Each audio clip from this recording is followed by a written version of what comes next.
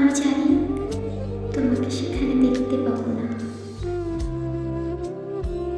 কিন্তু এটা ভেবে সান্ত্বনা পাই যে দুজনে এক আকাশের নিচে তো আছি।